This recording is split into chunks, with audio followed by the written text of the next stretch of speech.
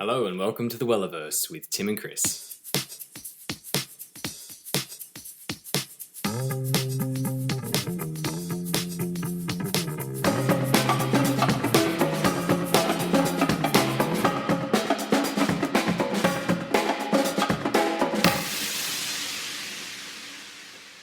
Hello and welcome to episode 5 of the Welliverse podcast. My name's Chris. And I'm Tim.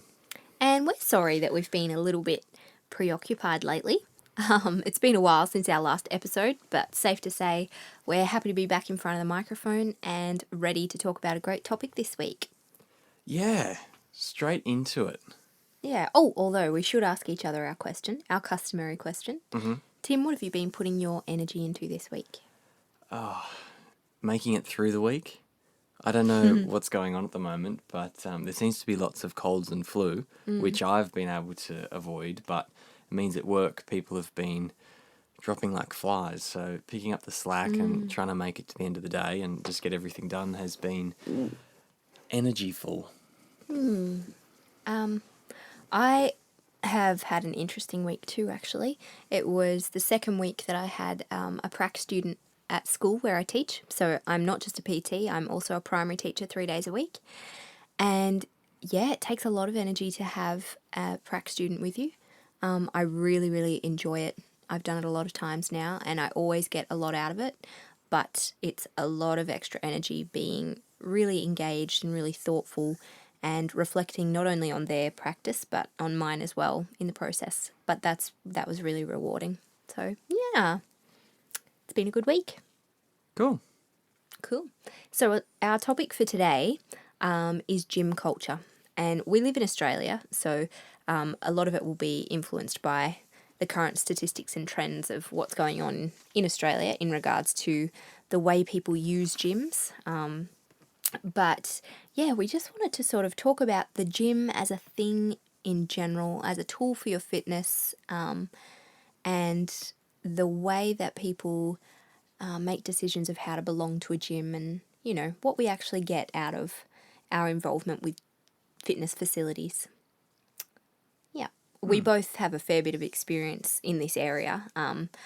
We've had memberships at a bunch of different gyms, and I've worked at a few, and now we are starting up our own little fitness business. So it's funny the different perspectives that you get as a user and then as someone who's providing the service. So hopefully what we talk about can be interesting and useful to you, maybe help you figure out if the gym you're at is right for you or if maybe there's a better fit out there. The whole gym culture thing's been interesting for me because since we've been married, I've been to lots and lots of different gyms, but it wasn't until we were married that I probably even set foot in a gym. Yeah. But I was always really active. I didn't know anyone at school who went to the gym. Like, I didn't really talk to them about it. And even through uni, I don't think I spent the money on gym membership. I had some stuff I did at home, but I was never really part of that culture. And now, these days, that's where I spend most of my time. Yep. And I think that's reflective of a few things. The gym does bring convenience and also, you know, your financial situation. It's expensive to belong to a gym. But I do think it's really interesting. We've done a little bit of study in the lead up to doing this podcast. And we just wanted to know how many Aussies out there are actually using a gym. Because as Tim said, you can be really, really active without ever stepping foot inside a fitness facility that you've got to pay for. So the first thing we wanted to talk about was just the lay of the land in Australia and what we found with the research that's been done in the last 5 years or not. We will put the references that we're talking about in the show notes. So the fitness industry in Australia is worth about $8.5 billion as of a report that was released in 2015. So that includes gym memberships, home fitness equipment, specific fitness clothing, and those kind of things. Most people who have some kind of a gym membership have access to a 24-hour facility. yeah, that does seem to be the most popular form. I actually had a look at the breakdown of the types of fitness facilities people are using. And in the report, it showed that those really broad, your Anytime Fitness, your Fitness First, all of those are by far the most popular services that people access, especially the 24-hour ones. And things like CrossFit at gyms and yoga and Pilates, they have started emerging, and boot camps as well, have started really taking off in the last couple of years, and then their trends are really increasing. So I think what we found out was that there's more than 4.6 million Australians who have a gym membership, and that was back in 2015. So you can only imagine how much it's increased since then, although no new statistics have been released. But yeah, there are a fair heap of Australians who are signed up to a gym. And now whether they go or not, that's a different story. And I think that's something that we've talked about in a previous podcast about, you don't need to go to a gym, but lots of people feel like that's what they should be doing and that they're bad for not, or they just can't envisage exercise and health and fitness without a gym. So what do you think about why people choose to go to a gym or why they choose to not? Okay, I'll start from my personal experience. When I originally joined a gym, it was for a number of reasons. It was for convenience. It was my university campus gym. And I thought, well, I have these huge breaks in my classes and I want to do something useful. And, all the equipment's there, everything I need is there. And it was convenient. So I thought that would be a really great way to exercise and not have to think too hard. And I think that when a lot of people are approaching it from, they've never really exercised before, I think the gym offers a sense of comfort and security. They think, oh, well, there'll be other people there. I'll be able to sort of watch out of the corner of my eye and, yeah, it's a little intimidating if you don't know what you're doing, but quickly, pardon me, but soon you start to feel a little bit at home. So it's kind of like this little imagined community that you've got, whether you talk to the other members or not. There's just this sense of camaraderie, I think, in belonging to a gym. Some people find it really motivating to just put their activewear on and go to a place that's designated for fitness, helps them to put that hat on, if you will, and they say, okay, this is my workout time. So I do think it makes a lot of people feel more inclined to actually do the exercise, as opposed to just, I've got to get the motivation to go for a run. Interestingly enough, though, we, in one of the the statistics that we were looking at, the most popular types of physical activity in Australia, number 1 is walking, number 2 is running, and coming in third is gym membership activities, and that covers a very broad range of things, obviously. But I did find it interesting that there's still just a lot of people who would rather get outside to get their fitness, going. And it's always interesting how statistics can be misleading because someone ticking a box saying I participate in walking for fitness. Yeah, that could mean once a month. I think that research actually said, despite research sort of suggesting that Australians are lazy and don't exercise much, our survey found that 94% of Australians complete regular physical activity, and the most popular of which is walking. So I think a lot of people may actually be kidding themselves that they do regular exercise and they just think, well, yeah, I do some walking and I tick that box of, yes, I have done some exercise. Yep. Not to say that there's anything wrong with walking. It's awesome. We love it. And, if you can, you should be walking. Yep. Yeah. I think, though, what you were saying just then is interesting because I think a lot of people who have the gym membership aren't necessarily using it, but it does make them feel fitter. It makes them feel fitter it helps to them have join the crew. Yeah. They've got the beeper tag on their keys, and they have a little towel, self of connection and community. Even embroidery. if they don't go, they just they know they're part of that crew, and they know it's there if they need it or if they want it. So I had a look at the Fitness Industry Australia survey and had a look about what the factors are that make people more inclined to join a gym. And it's funny, the number one factor for people is location. So really, it just has to be easy for them to get to, whether that means it's close to their house or close to their workplace. Convenience plays a huge role in people's willingness to join a gym. And, that makes sense. I need to join a gym. What are the close gyms? Yeah. Easy. Yeah. So I think that can be a little bit of a shame, though, because there's some amazing fitness facilities out there that might be better suited to certain people, but they just go for what's close, which, yes, that'll help it fit into their lifestyle, but if you're actually not going to get the most out of the service, is it worth the extra 5 or 10 minutes to go to somewhere that's more suited to you that you'll actually use? You know, if you join up to Snap Fitness because it's just around the corner, but you walk in there and you're like, oh, I don't know what to do now. Like, what do I do? You're not really self-motivated. You're better off finding a, boot camp or a Pilates studio or somewhere that's going to actually give you guided exercise that you can join, even if it's a little bit further away. That's my opinion. Yeah, and I think that's exactly the same thinking for the number 2 reason why people sign up to a gym, perceived value for money. Yeah. And if you think, wow, this gym is so cheap, but you don't ever use it, or when you do go there, you don't get what you really need to be getting out of it, then maybe the perceived value for money is really a false economy. And I think in the one of the surveys, they're saying that the average Australian spends in New South Wales just under $70 a month on gym memberships. And so that's, $15 something a week. And if you're going a couple of times a week, that's not much per session. And if they had to double, but you're actually going and really getting something out of it, it may be worth it. Yep. Yeah. Money is an interesting factor when it comes to whether or not to join a gym or a fitness facility.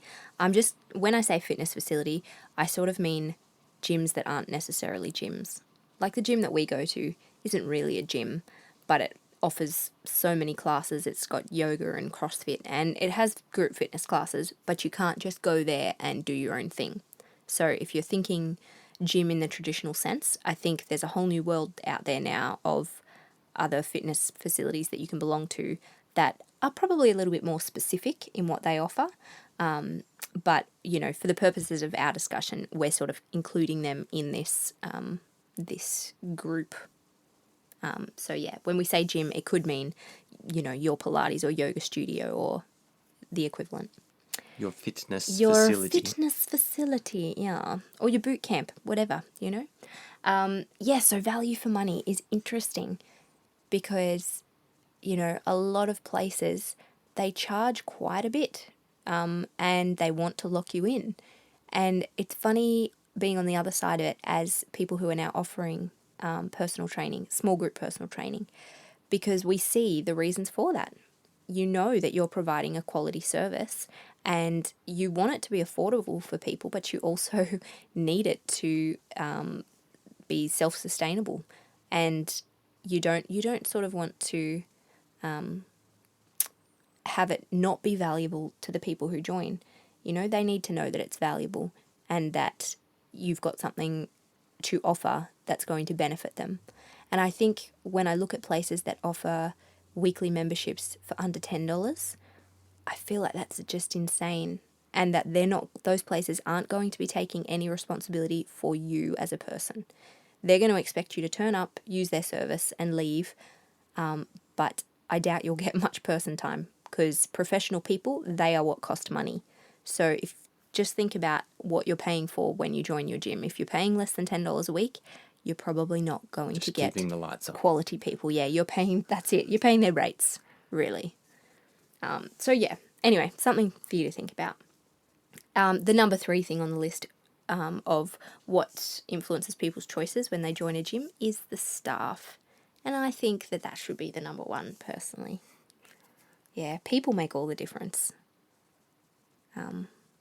You've got to be at a gym where you feel like there's people who are there in a position to mentor you, even if you're not actually paying for personal training services.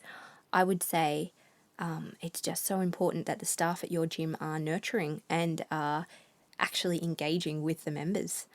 I've been to gyms where you don't even get spoken to by any staff, which is a real shame, because I think a lot of people, when they join a gym, they aren't really just looking for fitness. They're kind of looking for friendship or like human contact. And if they don't get that from some really good examples of people who are healthy and well, and yeah, you can see why they'll dwindle. They won't really go for very long, and then they'll just drop out. And they'll think exercise has failed me when it could have been a different story. It's not a bad business model of a low cost gym to just be low cost enough that it's more effort to cancel your gym membership than it is to just keep paying a very small amount of money and just never ever quit the membership. And for a lot of those low cost places, their profit comes in being so low cost that people sign up but just never turn up. You know, if everyone who had a membership was turning up, all their gear would get worn out and they'd be packed all the time. But that's not the case. I'd love to know the exact numbers on how well utilised 24-hour fitness facilities are compared to how many members they've got. Yeah, it's so interesting. I'd say it'd be a pretty low percentage. Yeah. And that's, I think the problem lies in, you know, we looked at these surveys, and the majority of people who belonged to a gym in these surveys, like 40%, they were in one of those big franchises. And we're not like dissing them. We've both been members of gyms like that in the past, franchise gyms that are huge, and there are advantages to them. We were members for Anytime Fitness for a really long time. And if you know what you're doing and you're relatively confident in your exercise and you're motivated to go, those places can be great. You know, everything's there for you. You show up, you do your stuff, and you can use it in any location, 24 hours a day. And you do have access to a personal trainer as well, which you would have that option there. skyrocket your monthly cost from sort of $60, $70 a month to hundreds and hundreds. Yeah. But yeah, so if you are a person with initiative, then those places can work for you.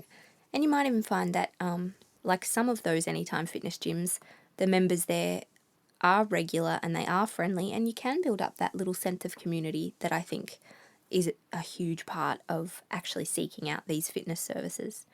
But what I've noticed from all the places I've belonged to, it's the smaller privately owned businesses that actually can offer you more as an individual. And yeah, you pay more for it, but you know, that's the trade-off. You pay more for a better service.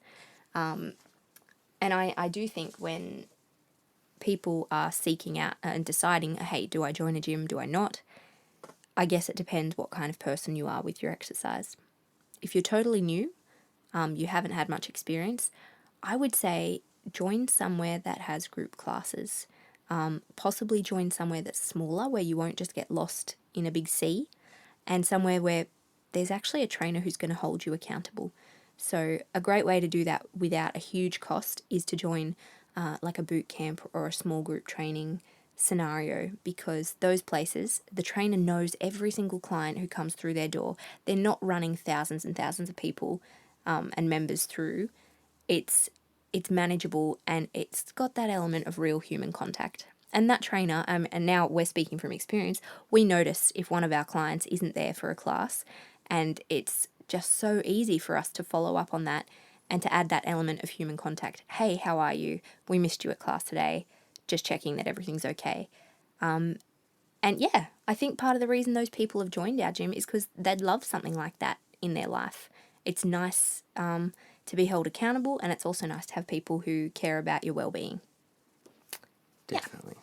So would you say that you would recommend that everyone belong to some kind of fitness facility? Oh, no, not at all, because some people are total lone wolves. Like, for my type of personality, I love it. I love belonging to a community of fitness people, and since I joined a gym, I have never not been a member of some kind of fitness facility. So isn't that interesting? But I think for people like you, it just depends on what you want to get out of it. So yeah, our next thing that we wanted to talk about was choosing a fitness facility for you? How do you decide where you want to belong to? Because I do think a lot of people fall into the trap of just choosing what's close. What would influence your decision to join a gym or to not join a gym? I think that the points that we talked through just before are the same decision making that everyone else does. You know, Yeah. first you figure out what's in your local area that you're going to be driving past or close to regularly. You know, you weigh up the dollar thing and think, well, for features, what am I actually getting for my dollar? And do I like the vibe of the place? Does it look like it is a place I want to be at? Yeah. 1, 2, 3. Like, I think that's it. Something else I found in the statistics were that people are more likely to join a gym or would be influenced by whether or not a friend was going to join with them. And I thought that was really interesting, and it's cool. Like, you want people to share in the new experience that you're going through, especially if you're not confident with what you're doing. So yeah, I do think when you're choosing a gym for you, do your research, because a lot of them are lock-in contracts, and that is a thing that a lot of people don't actually like. They don't like being locked in, which is no surprise. I think we have a fear of commitment in general. But I think it's worth being picky and maybe even paying a little more if you can afford it in your budget to get something that really suits the type of exercise you want to do and what you want to get out of the gym. Because not everyone, you know, is joining a gym so they can have bigger biceps. Some people are joining it so that they can have company. And yeah, they want to make positive health choices, but yeah. Why do you think people leave? Breaking up with your gym, why do people leave? I think the main reason that people leave gyms is they are moving house, because that's a really great way to say, hey, gym, sorry, but moving house, and I've got to cancel because, like, I've got a really legit excuse. There's probably a lot of people who quit just for dollars, just to try and save that $60 a month and put it towards a car or a house or a some kind of holiday. Well, the ones that you just said, according to the survey that we've been looking at, those were reasons 2 and 3, the most common reasons why people leave. Reason number 1 was work commitments. Oh, I'm too busy. I'm not using my gym membership, so yeah, I'll quit. Which I find really interesting, and I think it's the saddest thing about our culture at the moment, is that we think being busy is an excuse not to actually live your life. Yes, it's a noble excuse, isn't it? Look, I would love to work out, but even more important than being fit is My being busyness. corporate and busy. Yes. Yeah. And like, we're not, we put a lot of effort and energy into our jobs as well, and we get what it's like. But I feel like there's a lot of life to be lived outside of your workplace, and if you're lucky enough to have a job where you don't necessarily have to take it home, or you don't have to work overtime, then yeah, do that. And if you find you are working overtime, but you're doing that because you think it makes you a better person, I don't know. I don't know if that's... Maybe that just shows that that's what you actually really like doing. So that's fine too. If people love what they're doing, that's good. But yeah, other things I think that cause people to leave the gym, they want to change in the type of activity they're doing. That's what it's been for me. I left Anytime Fitness to join F45, which I loved. I loved the shake-up. I went from being very self-directed at Anytime Fitness, having to program my own workouts, to having it literally all done on the screen. You walk in, 45 minutes, bam, it's done. Great community vibe. Yeah, I really enjoyed that. And that was good for a while, but then it wasn't long before that got too expensive and I moved on from that. So I suppose it's interesting, the factors that make you leave. More interesting. What are the factors that make you stay? What makes people loyal to their gym, do you think? Forever loyal. Well, loyal for more than 6 months. What makes them stick it out? That location and price stay appropriate, and that there is a strong sense of community. Yeah, absolutely. Absolutely. I think nothing beats the personal connections. If you make actual, relationships at the gym, and, you might not even hang out with those people other than at your fitness facility, but if you just feel built up when you go there, because people look you in the eye, people have a conversation with you, you've got your gym crew, I think that plays a huge role in making you want to stick around. You don't want to give up those happy relationships. I know that that's a big factor in our current gym that we're at. Yeah, we just love it so much. We love the people, we feel good going there, and there's so much variety that's offered there. So, yeah. Okay, so I think briefly we should touch on gym etiquette. What do you think? No curls in the squat rack. No curls in the squat rack. Yeah. Yeah, and no selfies in the squat rack. No squats in the selfie rack. I would say Come, train, go home. talk to people, not like overbearingly, but make eye contact. Don't just not look at each other in the gym. I've been to a fair few gyms where it's kind of like, I don't know, you get a prize at the end if you cannot talk to another individual there. That's the way some people are acting. Well, if headphones are on and there's like hoods or caps involved. That's a thing. Headphones. I personally don't really like, unless you're on the treadmill for a hard, long slog. If you're in the weights area, get the headphones off, I say. I totally disagree. Really? Yeah, I think that's, especially in the space that you're thinking about, it's a reason that a lot of people go to those places, because they get out of their house and away from their wife, kids, boss, whatever, and they want some downtime. Yeah. So I'd say, look up, make eye contact and smile, and really assess whether that person wants any more than just, acknowledgement of their existence. Yeah. All right, what about sharing the equipment? If you're at a gym where it's not in a class scenario, where you're doing a little weight session, or you're on the cardio machines and everything that you want to use and that you'd planned for your session is taken, what do you do?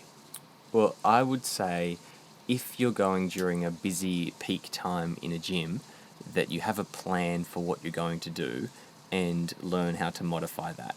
So if you're currently on a piece of equipment, and you know that, it's the squat rack and there's only a couple in the gym and there's lots of people around, you've got every right to be there and using that thing. So don't modify your plan, but actually know your plan. So if someone comes up and says, hey, like, how are you going? Can I jump in? You're like, I have 2 sets of 5 left.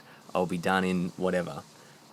So a little bit of organisation. Yeah, so they can go do their stuff, and then you can give them a nod, and they're in when they know they should be. But if you sort of freak out and give it to them straight away, that's no good for you. Yeah. But if you're just stuffing around, then you should get off and let them have their time. Yeah, I agree. I think a little bit of organisation goes a long way. And having maybe a plan B too, because there's been times where I've turned up to a gym and it's just packed, and everything that I thought I was going to do is just not feasible. So, have a plan B for what you can do when you get there if what you wanted isn't available. For example? So, if you've planned to use the squat rack and it's taken, you'd have to have an alternate plan of some leg exercises that you can do. So you might go over the free weight section and grab a medicine ball or some dumbbells and figure out how to adjust what you've done or what you've planned. Yeah, cool. Yeah, pretty simple. What about gym etiquette in a class scenario? So when you're sharing the space with a bunch of other people and there's a trainer who's leading you, what are some do's and don'ts? If you're a known sweater, like I am, take a towel. Yeah, okay, that's a good one. Shower beforehand, if appropriate. Use deodorant. Yeah. That actually applies for life. Yes. I think something I am really conscious of is not being too overbearing. I want to be the center of attention kind of personality. I don't think, oh, I want to be the center of attention, but my actions indicate that that is my heart's desire. And so I think in the group setting, know when to be quiet and just listen and learn. But also a lot of people do love interacting in that group setting. So it is fun to have a bit of a joke and to, get that atmosphere going, but also know when it's time to just do the work and, not get in the way of what the trainer has planned. I think that's important. Yep. And what do you think about people sort of feeling competitive in the gym setting, Tim? Probably a great way for physios to stay in business. Yeah. If competitions during training is causing people to sacrifice form and quality, then it's a bad thing. But interspersed through your training cycle, some competition and sort of being aware of where other people are in their skills and journey, that's a great thing because it helps you to strive and be motivated and to steal their technique tips or whatever. But it's the same with anything. It requires balance. Yep. And humility. Like, be willing to admit. I think that's what's been really great about CrossFit for us.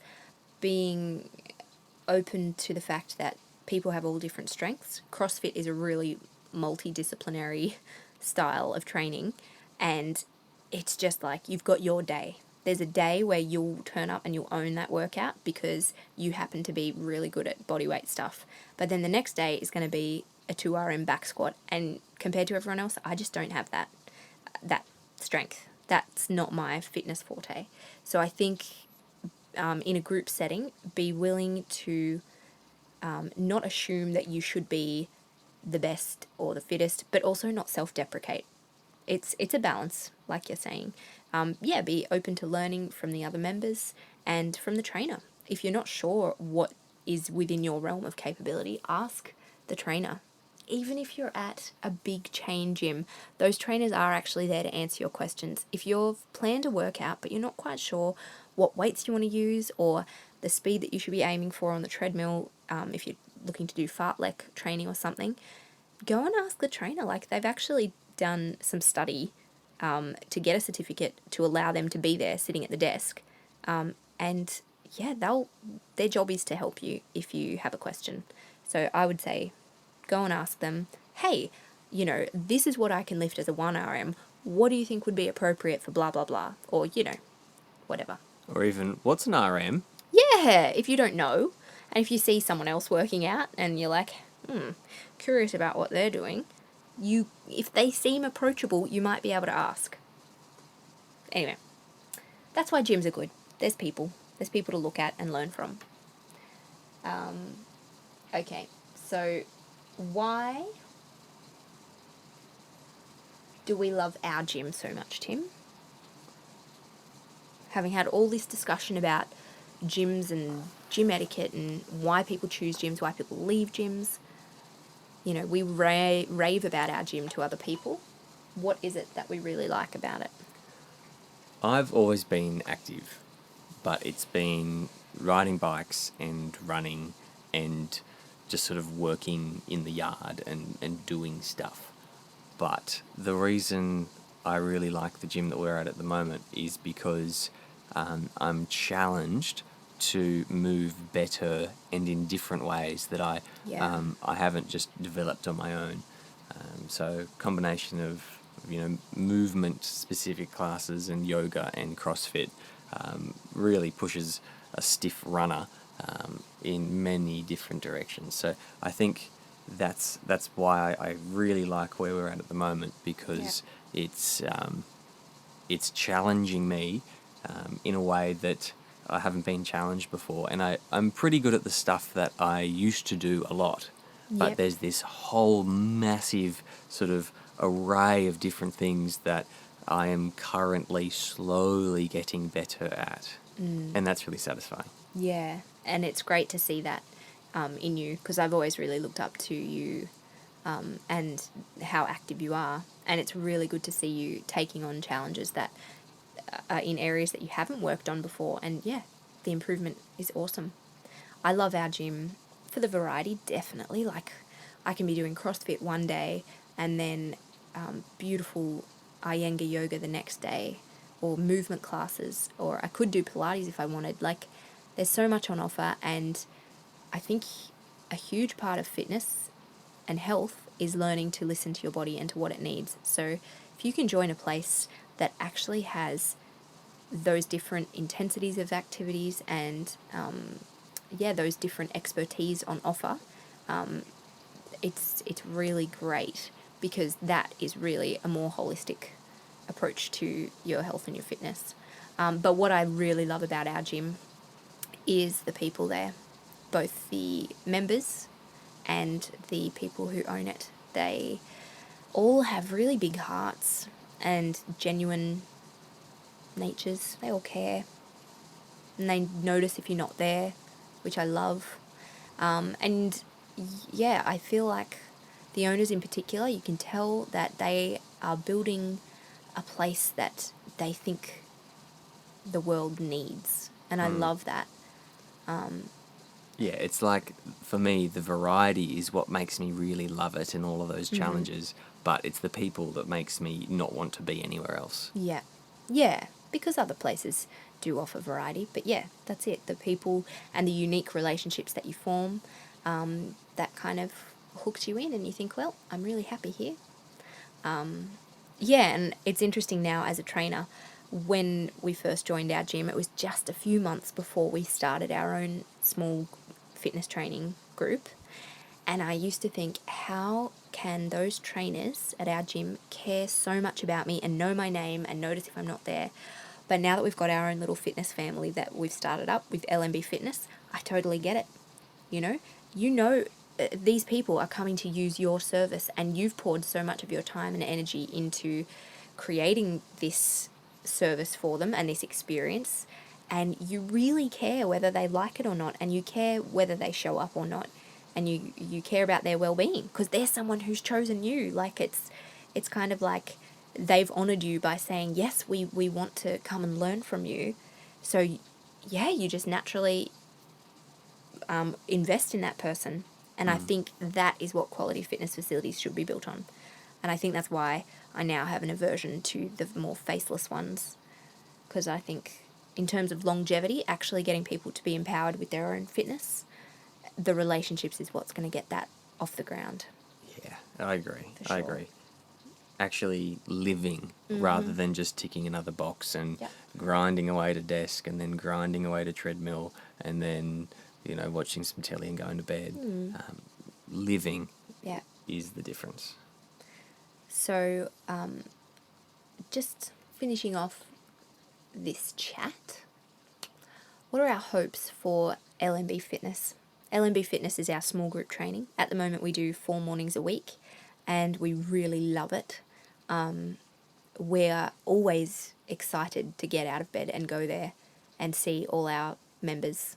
This is just something that we've started just because we're interested in it. It's funny to think where we'd like it to go, what we'd like it to turn into. Well, I'd like for us just to be able to fulfill those things that make people really want to be there. So I think we feel a need geographically. There's nothing like us in our little local area. So as word gets out, people will hear that there's a thing there in mornings, and people can come and do stuff. And I hope that the perceived value remains high, and people go, okay, I understand what I'm getting for the dollar I'm spending, and I'm happy to give that a go. And the number 3 thing on your list there is people sign up because of the staff. So that would be a complimentary thing if people do, like you were saying, honour us by wanting to spend time with us and hear what we have to say and work out. And I want to honour those people by really caring about how they move and helping them to achieve the things that they want to achieve without getting hurt, and having fun while they do it. Yeah. And also just providing them with that place to come away from the rest of their life if they need to. And yeah, maybe work out some of their frustration or have a bit of a joke about something that's going on that, it's a safe space because we're not part of their life at home. So it's good. It's good for people to have a place where they can go, where it's friendly, but also they're going to learn to love their body and look after it. So yeah, I don't know what we want in terms of growth, but we want to reach as many people as are in the area and as need somebody like us to be looking out for them and helping them. Good talk. Great talk. Thanks for chatting.